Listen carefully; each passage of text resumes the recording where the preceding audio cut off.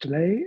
We haven't had perfect connectivity, but we're here for you. This is a flash briefing on how to avoid data breaches caused by human error. I'm Alan Calder. I'm your host for today. I'm the founder and executive chairman of IT Governance. And on the next slide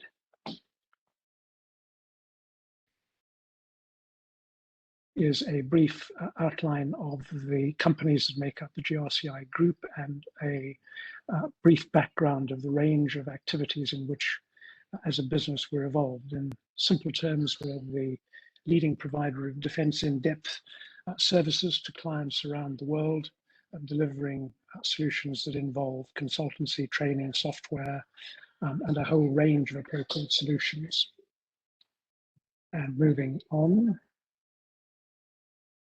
My own background, of course, is I founded the business. I've written a number of books around cybersecurity and around privacy and GDPR. One of those books has been, for many years, the Open University's postgraduate textbook on cybersecurity. And the topic for today on our next slide is broken down into the types of human error that lead to data breaches, the costs of human error and the cost of recovery, how to reduce human errors, and then some solutions that could help implement a staff awareness program. The types of human error that do lead to human breaches, according to Verizon's 2021 data breaches investigations report, 85% of data breaches involved a human element. And that includes incidents in which employees exposed information directly by misconfiguring a database, or incidents in which the employee made a mistake that enabled cyber criminals to gain access to the organization's systems.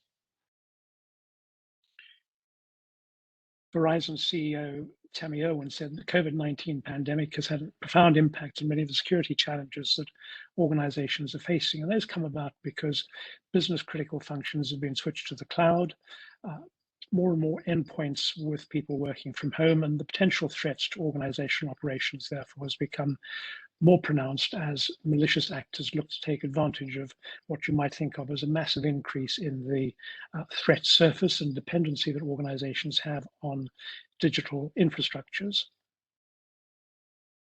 So looking at the two types of human error I mentioned, the skill-based error occurs when an employee simply makes a mistake. They know what the appropriate process is, but they don't follow it because there's a lapse in concentration or a diversion of effort, or something happens that means they don't do what they know they should be doing, or they fall for a phishing scam despite having been educated on the risks. In other words, you've done everything you should to make sure that an error won't happen, but an error does happen and there's a breach as a result.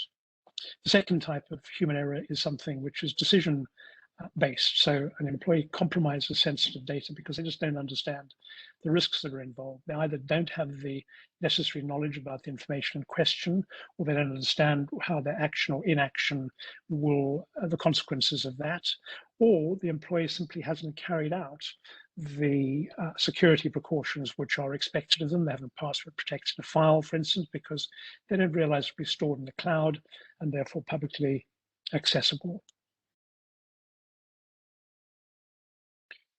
Phishing scams, weak and poor passwords. One of the most common passwords is still password. QWERTY is another very common one. 1, 2, 3, 4, 5, 6.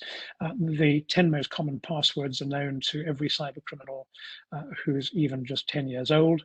The lack of software updates, patching not done as quickly and as appropriately as it can be, poor access control to records, particularly personnel records, and of course, lack of training. The 6 key areas that cause or allow human error to lead to data breaches. What does that all cost? There are costs in terms of impact and in terms of recovery.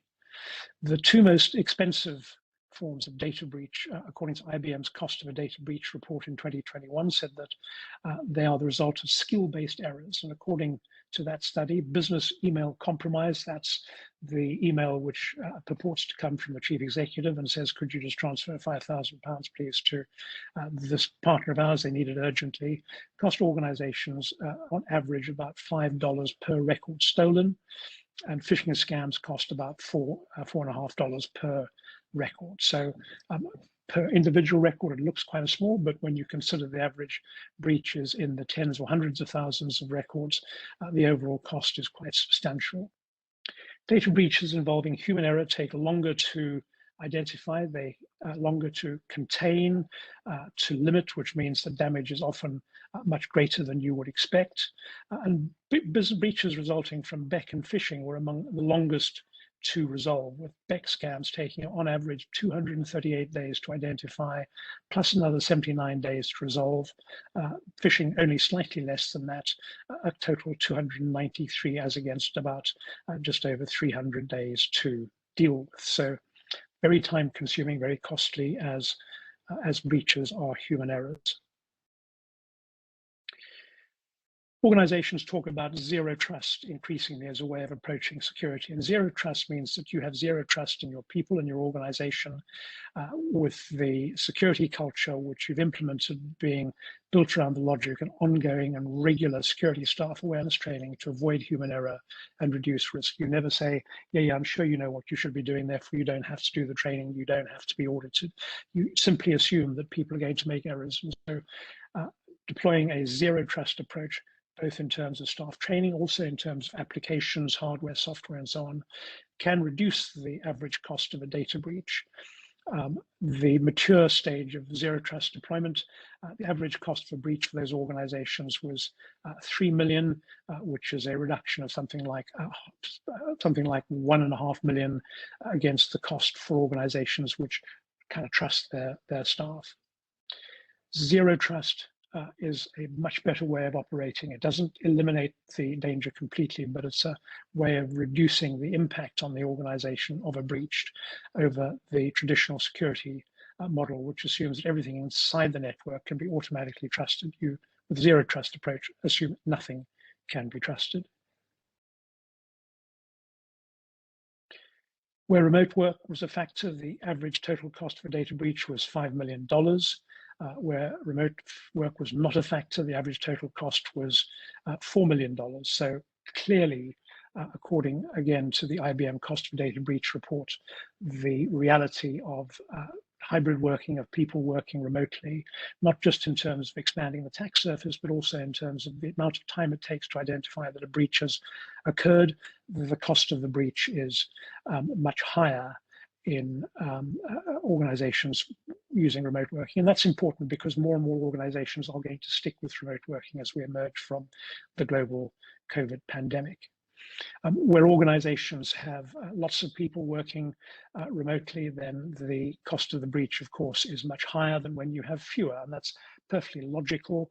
The more people you have, the more endpoints there are, the more opportunities there are for breaches. Therefore, the higher the cost, the longer it takes you to find and control the breach, the more the recovery cost, the retraining, the rectification cost of human error. So if you're little, everybody's working in the office, much less exposure. If you're large, lots of people working remotely, much higher cost of a breach. So how do you reduce human error? What are the obvious things that you can do to reduce human error? You can implement appropriate technical measures, robust security practices to prevent, for instance, phishing attacks, testing emails at the perimeter, making sure that incoming communications have no potential phishing components to them, but you have to recognize that something is going to get through because your staff need to be able to communicate. That's how businesses work. So the next stage, the next layer in your defense, for instance, is to build a positive security culture. And a positive security culture is one which not only has people trained to recognize breaches, but which also doesn't punish people for making an error. You need people to own up as quickly as possible when they have made an error, because that reduces your time to resolution. So encourage them to report incidents.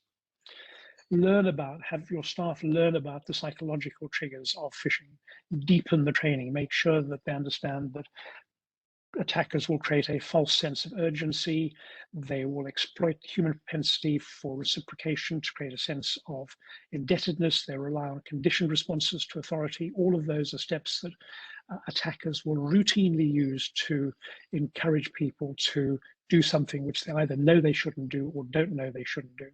So when you're training your staff, making sure that regular staff training awareness across the organization ensures that everybody understands what a phishing attack looks like, but not just what a common or garden phishing attack looks like. Make sure they understand what a sophisticated, complex phishing attack might also look like.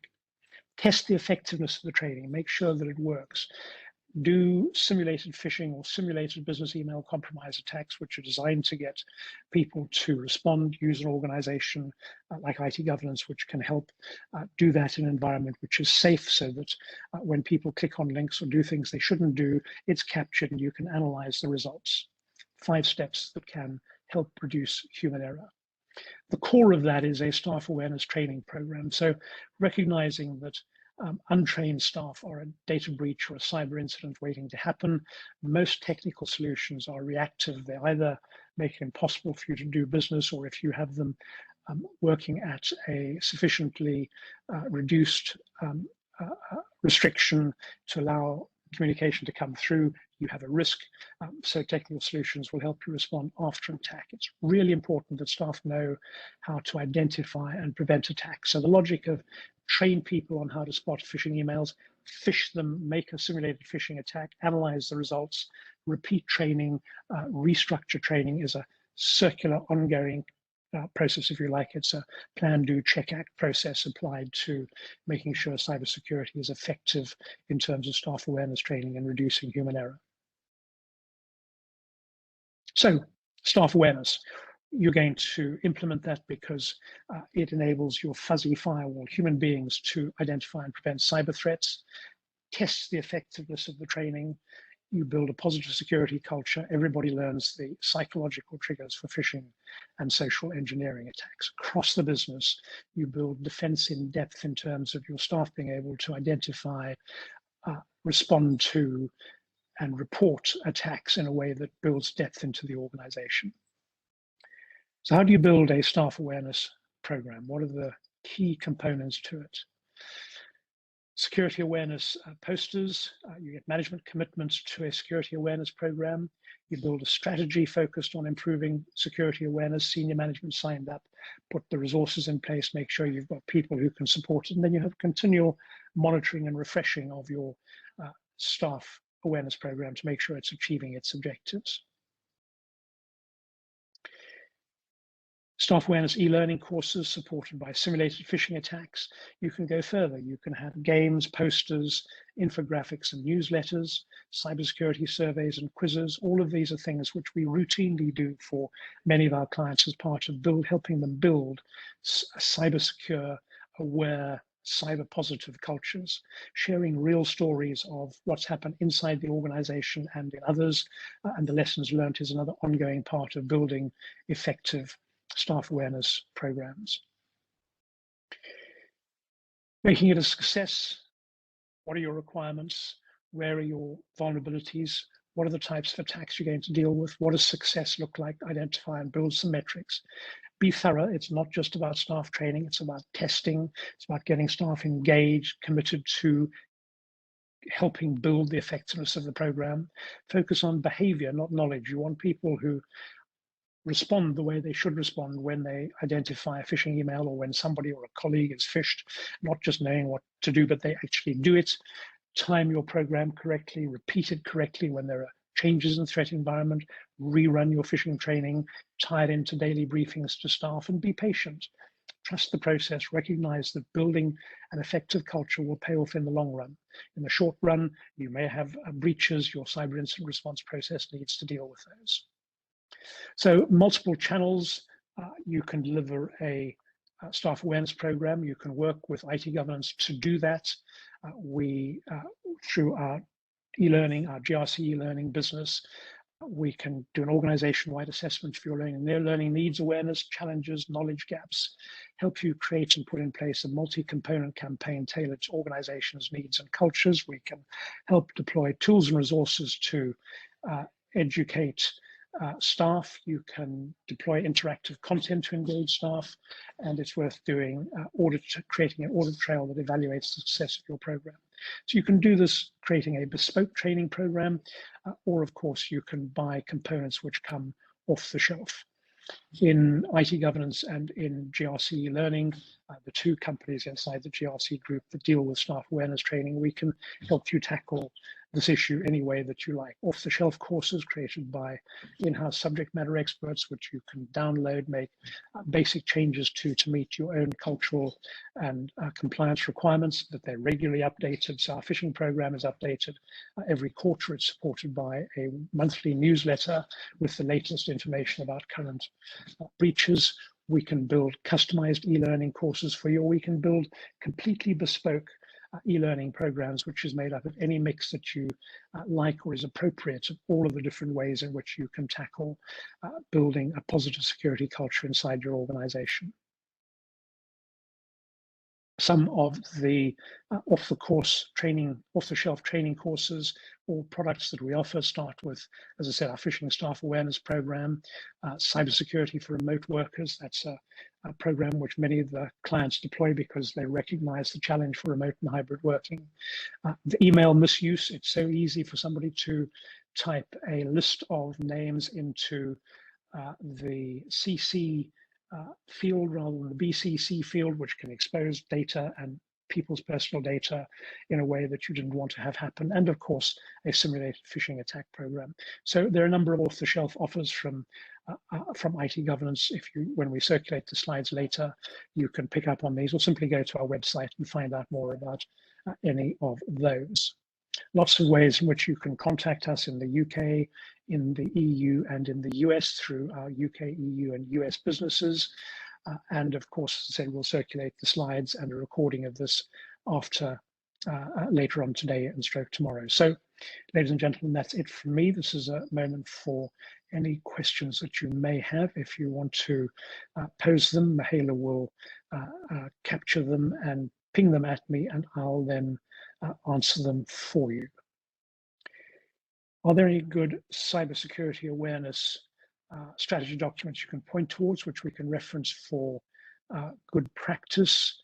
The answer is, I'm not aware of one. There may well be on our website. We'll have a look and we'll communicate with you if we've got anything which you can access on our website. We'll send that to you directly if you let us have your email address, Mike. Unless there are any other immediate questions, I hope, ladies and gentlemen, apologies for the slight technical hitch, but thank you very much for joining us. I hope it's been useful, and I hope that you can stay ahead of the very sophisticated cyber criminals who are out there after us. Have a successful afternoon. Bye-bye.